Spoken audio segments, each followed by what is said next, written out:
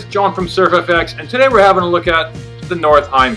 Now, this board is constantly one of the best-selling boards in the world. It's been our best-selling board for the past few years, and we've sold this for a long time. Back when Jaime Jerez, that's how I pronounce his last name, was a team rider, and he came to visit here, and we went out and had, took him out on town, showed him around Gold Coast and Surfers Paradise, had a good time with him.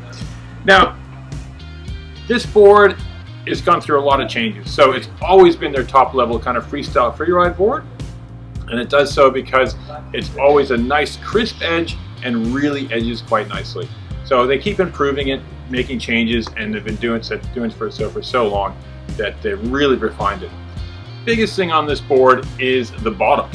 So bottom on these, it's got this nice kind of big double concave built to do a couple things. One, it breaks up the surface area for chops, so you don't get that slap as if the bottom was flat.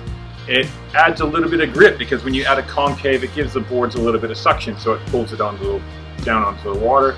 And two, on landings, you're not landing on a big flat surface, so again, you have a little bit of cushioning, and it just kind of diffuses out the impacts. Construction-wise, they've done a few different changes this year. Particularly, they have a new board. This one in my hands here, the blue one, is the SLS construction. So what that does, it gives you a top sheet of carbon and a Negra. So carbon is there for stiffness, response, just the release when it bends. It just snaps back nice and quick, nice and firmly.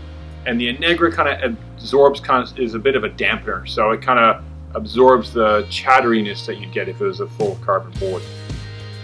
Now, back on the bottom here again, you can see we've got quad little channels through the tips. So it's all there to direct water. It adds a creased line that gives you a bit more grip. So it's almost like having an extra half a fin in this board if you probably added up the area that these channels give you. Deck-wise, they've done a little bit stuff like built-in kind of grab handles and things like that, so board off, so you can just walk into the beach with your board if you're just carrying it like there. It's not too hard, and of course the usual handle. These will always work best with entity bindings. They're the top shelf bindings from Duotone. So much adjustment in them with forward and back. You can make the straps wider, narrower. You can make them wider and narrower on your foot if you got bigger or smaller feet. The base plates are in several different sizes to accommodate different foot sizes, so small, medium, large, and extra large. So you can really get a perfectly tailored binding to your style and whatever your need for your requirements are. Like myself, I like this with a large, and I put the firmer footbed in, but you've got different levels of cushioning you can get into the heel. So if you want it real soft and squishy, or if you're a bigger guy or you're landing really hard, you can put a firmer bed in, so you're not pushing through to the deck. So that's the SLS.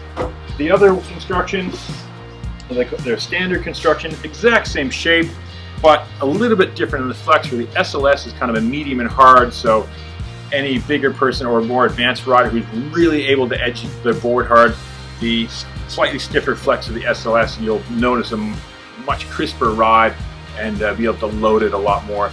The standard construction gives you a bit of a medium flex, so a little bit more comfortable, a little bit more dampened, and you also notice that because you've got not as much carbon in this. So you do have a carbon base, and you can really see it here. So you've got a 45-degree angle weave on here, so that controls the twist of the board, so it keeps it quite straight, but you don't have that same rigidity as the SLS construction.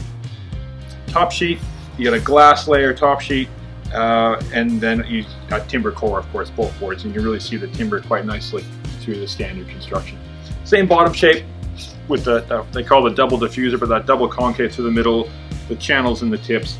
Same rocker profile, same edge design, so it's just a nice crisp edging board. Really goes well in any time you want to load up your edge. It really slices through chop nicely. Having that contoured bottom really breaks up the chop. And so this is going to continue to be one of our best-selling boards. I'd probably take it as being our best-selling board this year. And it'll continue to do so because they really got this recipe down after all these years.